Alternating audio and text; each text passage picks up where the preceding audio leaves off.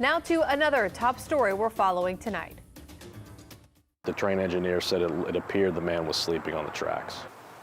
A man nearly bled to death after he was hit by a train last night in Slidell, and the story could have been much different if police hadn't shown up within minutes of the 911 call. Police believe the victim suffers from dementia, and an officer's quick action is credited with saving his life.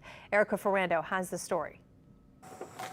Officer Darren Marcev was hesitant to step foot in front of a camera. All of our officers are pretty humble about the incident last night. But there was no hesitancy when responding to a life or death situation Saturday night.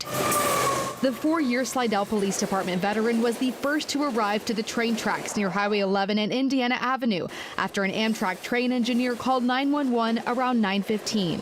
Stating that they had struck a man who was sleeping on the railroad tracks. Slidell Police Department spokesperson Daniel Seuzaneau says a 66-year-old man with dementia was lying on the tracks when he was hit by a train. He does suffer from dementia, and the railroad tracks were in very close proximity to his house.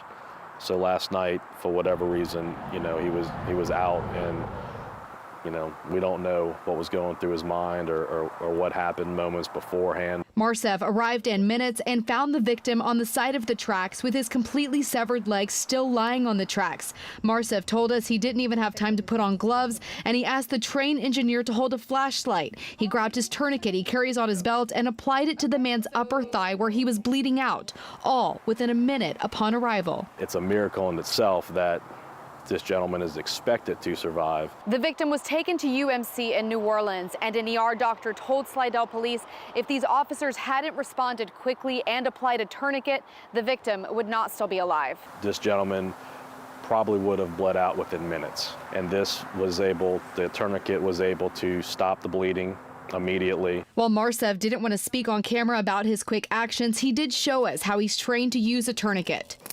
High as you can go. All Slidell police officers carry tourniquets. They're trained to use them mostly for shooting or car crash victims, and that tool and training made all the difference here. Yeah, he would have lost his leg.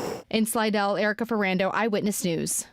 The man lost his leg and as of this afternoon was still in critical condition. He has a long road ahead of him, but is expected to survive.